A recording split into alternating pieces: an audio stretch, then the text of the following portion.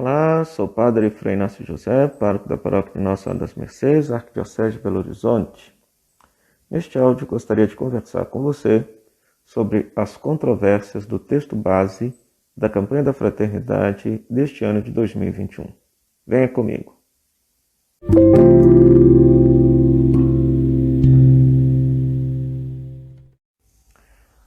A primeira controvérsia trata da ausência de termos católicos, tais como Nossa Senhora e São José, conforme acusaram. Ora, essa controvérsia é fácil de ser respondida. São José e Nossa Senhora são patrimônio da fé cristã católica. E esta campanha é uma campanha da fraternidade ecumênica. Conforme todos vocês sabem, Nossa Senhora e São José não são um ponto de unidade entre católicos e evangélicos. Eles não acreditam na comunhão dos santos. O ponto de unidade é a pessoa de Jesus Cristo. Por isso que o documento enfatiza muito mais Jesus Cristo e seu ensinamento do que figuras eminentemente católicas. Então, quem levanta esse tipo de controvérsia justamente não leva em conta que se trata de uma campanha da Fraternidade Ecumênica, que é a quinta ou sexta campanha da Fraternidade Ecumênica. A primeira foi em 2000, e a cada 5 anos acontece uma campanha da Fraternidade Ecumênica, e que a produção desse texto fica a cargo de uma comissão do CONIC, Conselho Nacional das Igrejas Cristãs, da qual a Igreja Católica também faz parte. Ok?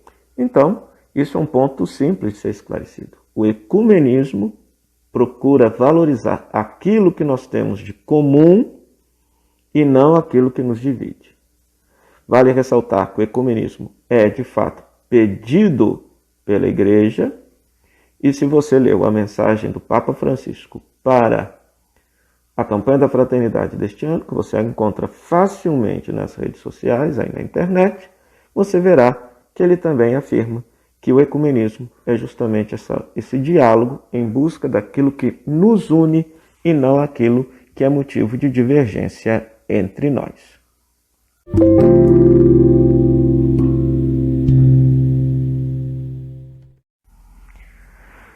Uma outra acusação que fazem é justamente que o texto faria apologia à ideologia de gênero. O que é ideologia de gênero? Na sua forma mais extremada, a ideologia de gênero é uma filosofia que pensa e que considera que homem e mulher sejam construções sociais e que o ser homem e ser mulher esteja desvinculado, inclusive, de uma questão biológica. De tal maneira que o homem e a mulher se fazem e se constroem como queiram. Então, digamos assim, em tese, um homem que nasceu num corpo de uma mulher, ou seja, pode transformar o seu corpo feminino para ser um corpo masculino, etc., porque seria a própria pessoa que determina a sua condição, se ela quer ser homem ou ela quer ser mulher. É claro que isso é contra a doutrina cristã. Deus já nos deu uma identidade sexual, Deus já nos deu uma identidade de masculino e feminino no ato da sua criação. Acontece, porém, que em nenhum momento no número 68 do texto base se faz uma defesa de que homem e mulher sejam construtos sociais, ou que homem e mulher sejam pessoas que possam se construir. No texto, se traz os dados da violência sofrida por eles, são dados retirados do Atlas da Violência. São reconhecidos como LGBTQI+, é a forma como eles se autorreferenciam, então o texto apenas cita isso. E talvez as pessoas encasquetem-se com uma frase, quando se fala assim, que percebe-se que em 2011 foram registrados 5 homicídios de pessoas LGBTQI+. Ou no texto, na frase anterior, que 420 pessoas LGBTQI+, foram assassinadas. Destas, 164 eram pessoas trans. Ora, para a doutrina católica não existe pessoa trans, não existiria pessoa LGBTQI+. O conceito de pessoa é homem e mulher e ponto final. Agora, entretanto, eu acho que o texto está se referindo a essas pessoas nesta condição. O texto, eu acho que muito mais do que ensinar uma doutrina LGBT, está se referindo a essas pessoas que estão nessa condição. Se não se refere a elas como pessoas, vai chamá-las de quê? De coisa? De ser? Percebe? Então aqui eu acho que exageraram na crítica. Porque o texto, ao chamá-los de pessoas, não está afirmando uma ideologia de gênero. Pois se não chamar essas pessoas de pessoas, vai chamá-las de quê? De coisa? Então percebe que muita desta fala e desta acusação nesse aspecto aqui, em relação ao número 68, é uma coisa preconceituosa. É uma fala absolutamente preconceituosa. O texto não pretende doutrinar, mas é um modo, como se você topa com uma pessoa nessa condição na rua, você vai chamá-lo de quê? De pessoa ou de coisa? De ser. Percebe? Então, a crítica aqui neste número 68 também é sem fundamento, pois o texto não pretende doutrinar ou propagar a ideologia de gênero. Está apenas trazendo dados estatísticos. Apenas isso.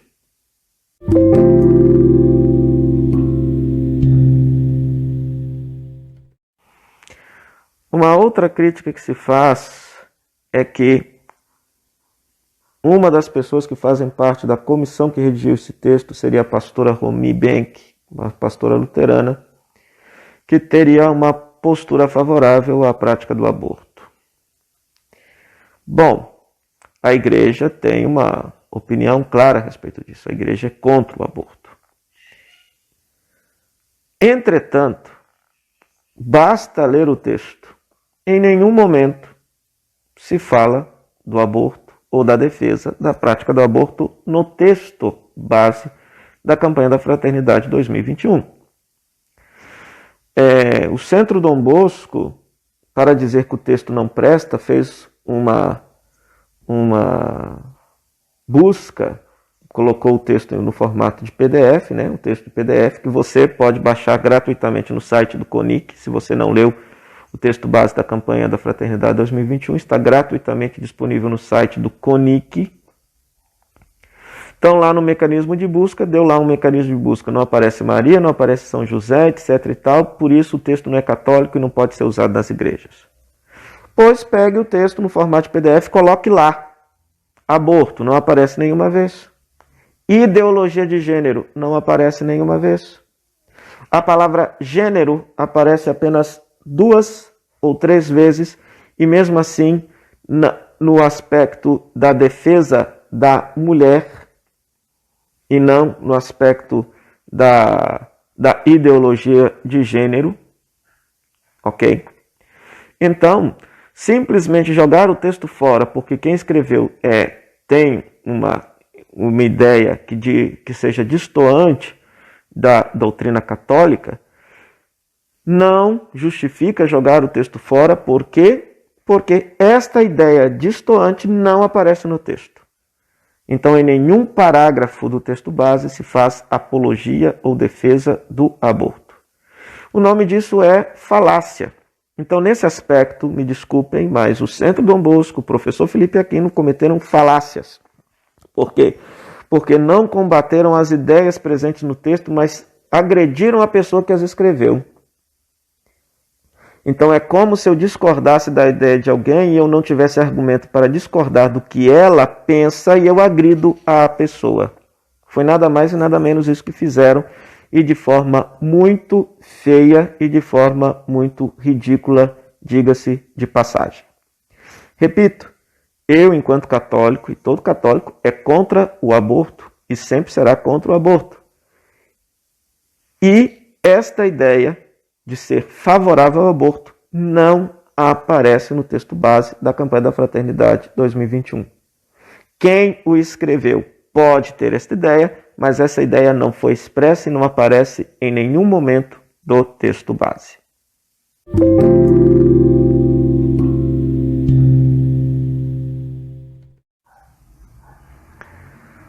É interessante também notar quem é que está criticando e o motivo das críticas. Então, eu quero destacar 3 aqui. O Centro Dom Bosco, Grupo Santo Atanásio e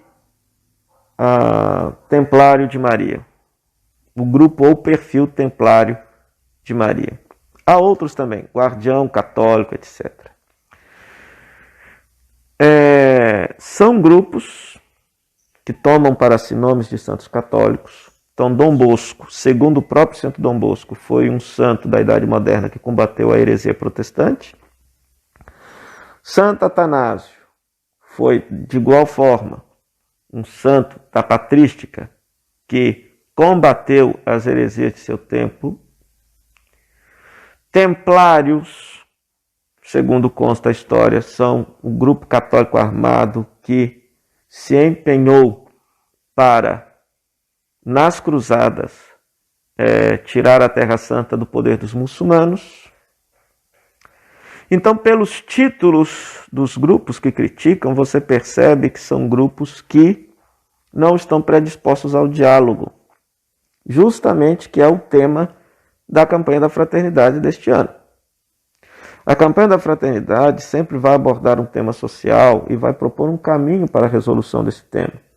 O problema social é a intolerância e a solução é justamente o diálogo. Então, por isso que as igrejas cristãs, olhando para esta realidade brasileira de violência e intolerância cada vez mais crescente e tristemente, uma intolerância com fundamento religioso. Então, a religião, ao invés de proporcionar o diálogo e o consenso, a unidade, está proporcionando cada vez mais a cisão, a divisão e a violência. Então, as igrejas cristãs reunidas no CONIC, pensam o diálogo como uma forma de superação da intolerância. Mas quando nós vemos vídeos, por exemplo, do Centro Dom Bosco, chamando esse povo de herege, acusando-os de heresia, falando que eles são a perdição da Igreja Católica, até o próprio termo herege está fora de lugar, porque herege é um católico que discorda da fé. Se eles são protestantes, significa que não são católicos. Então eles não são hereges, eles estão coerentes com a fé que professam na igreja deles. Ok? Então, quando se parte para a acusação dizendo que eles são maus, que eles são a destruição da igreja, que eles são a perdição da igreja, isso significa o quê? Uma indisposição ao diálogo e, por consequência, uma indisposição ao ecumenismo. O templário matava os inimigos. Então, imagina um templário de Maria. A mentalidade que está por trás disso daí. Então, é interessante também perceber quem está criticando. Quem está criticando. No caso do professor Felipe Aquino, é bom ressaltar o seguinte. Apesar de ele ser reconhecido como professor Felipe Aquino, ele não tem formação em teologia, ele não estudou um pingo de teologia. Ele não tem graduação em teologia, ele não tem especialização em teologia, ele não tem mestrado em teologia, ele não tem doutorado em teologia. E aí você pode simplesmente dizer, mas ele conhece muito bem a fé, conhece muito bem o catecismo e uma leitura do catecismo e uma leitura da doutrina da igreja. Ele não tem as ferramentas teológicas necessárias para fazer um pensamento teológico adequado. Sinto lhes dizer a quem agrada escutar e ver o professor Felipe Aquino. Mas é essa a realidade. Entende? Então, por isso que sempre se faz uma leitura torta daquilo que a CNBB propõe. Pois, no seu vídeo, o Felipe Aquino vai dizer que o texto é Teologia da Libertação. onde está presente a teologia da libertação de cunho marxista aqui no texto. Eu quero que me mostre. Para explicar isso aqui para vocês, é interessante a gente saber o que é esta tal teologia da libertação que esses grupos com tanta veemência atacam e condenam e dizem que está presente no texto.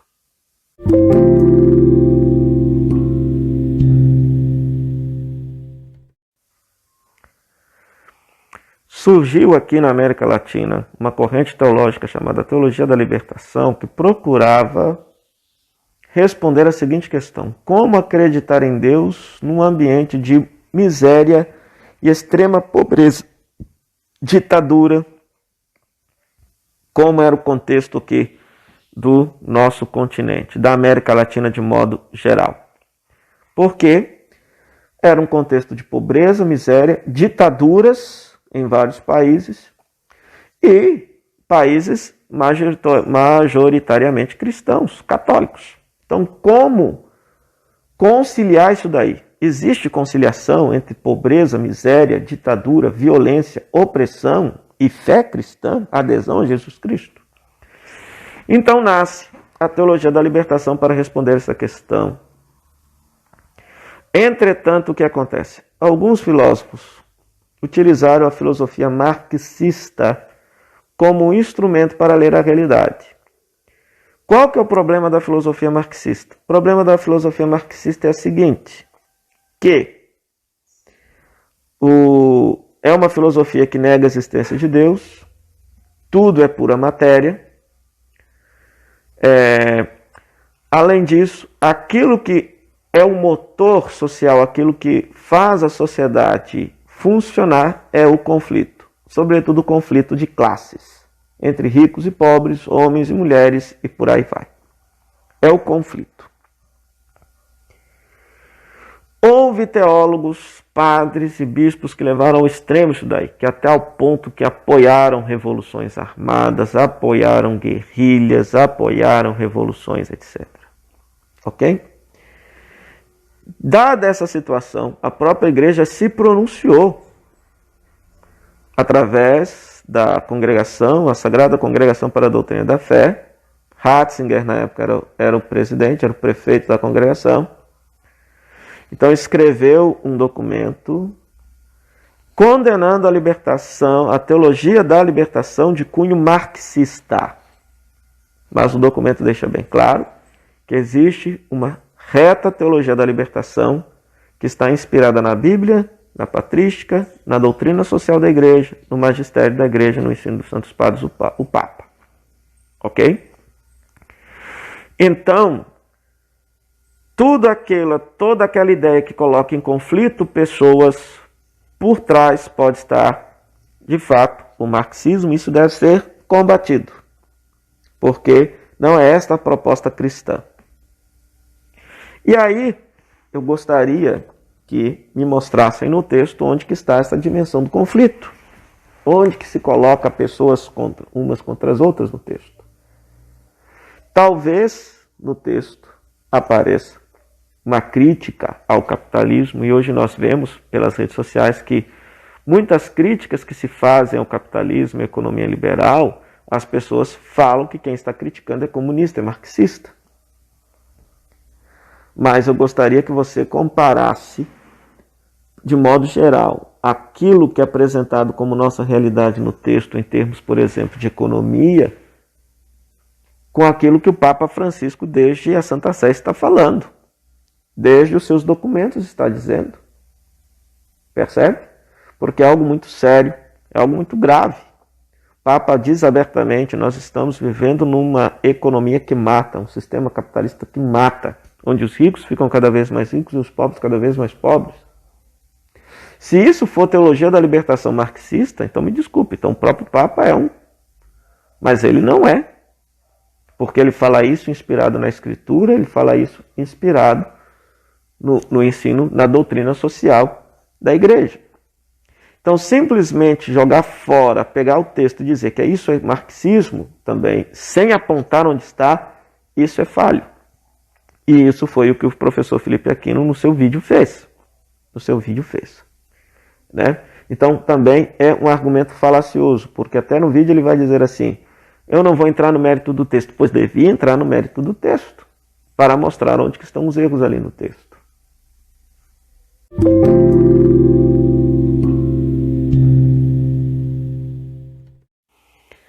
Por fim, apenas uma palavra final, se você chegou até o final deste vídeo, deste áudio. Toda essa controvérsia levantada é prova de que esta campanha da fraternidade é mais do que necessária, pois ela nos coloca como tema o diálogo como caminho de superação da intolerância, e percebemos que são justamente grupos católicos intolerantes, bispos muitas vezes intolerantes, com viés ideológico na sua leitura da fé, que estão levantando críticas ao texto base da campanha da fraternidade 2021. O texto tem coisas que eu, por exemplo, não colocaria. Eu não citaria, por exemplo, Marielle Franco no texto, como foi citado. Por quê? Porque é uma figura endeusada pela política de esquerda, mas demonizada pela política de direita. Ou seja, então, uma figura controversa que não provoca o diálogo, que não provoca a unidade. Mas, por exemplo, diante da acusação de que o texto está cheio de termos políticos de esquerda, isso também é mentira. Não se pode negar que existe racismo no país. Não é possível negar que exista um feminicídio crescente no país, ou seja, mulheres sendo mortas por serem mulheres, fruto de uma cultura machista, mulheres que não se submetem ao domínio dos homens, que são mortas por homens pelo fato de serem mulheres. É diferente de um homicídio, né? Até explicava isso para uma pessoa. O homicídio é quando se mata uma pessoa por qualquer outro motivo. Agora, quando se mata a mulher pelo fato dela ser mulher, isso é feminicídio, isso está crescendo no país. Então isso não são termos de esquerda, isso é uma realidade que está aí, presente, e que é fruto da intolerância. É consequência da falta de diálogo, da falta de entendimento. Então, esta campanha da fraternidade é mais do que necessária. Embora a igreja não concorde com a ideologia de gênero, a igreja jamais é favorável à violência, e ainda mais à violência justificada por uma religião para com os homossexuais, as pessoas trans, as pessoas que se encontram nessa condição. Então, essa campanha da fraternidade é uma campanha da fraternidade mais do que necessária. Então, de fato, muito obrigado a todos esses que levantaram as controvérsias, porque mostraram que, de fato, este tema é pertinente, mais do que atual, e que, de fato, precisa ser debatido, refletido, rezado em nossas igrejas e nossas comunidades, a fim de que possamos aprender, de fato, a dialogar com aquele que pensa diferente, respeitar aquele que pensa diferente, a fim de superar o terrível drama da intolerância que tem gerado cada vez mais a violência religiosa, a violência de gênero, a violência política, a violência em nossa sociedade. Então, desculpa o longo áudio, mas é porque as controvérsias de fato eram longas e a gente precisava dar uma resposta, mesmo que curta e objetiva, a cada uma delas. Que Deus te abençoe. Santa Quaresma, e que você, tendo a oportunidade, você possa baixar no site do CONIC o texto base da campanha da fraternidade, lê-lo com a devida atenção, fazer também a sua leitura, fazer as suas críticas e, sobretudo, assumir essa postura do diálogo como uma forma de superar a intolerância em nosso tempo. Que Deus te abençoe.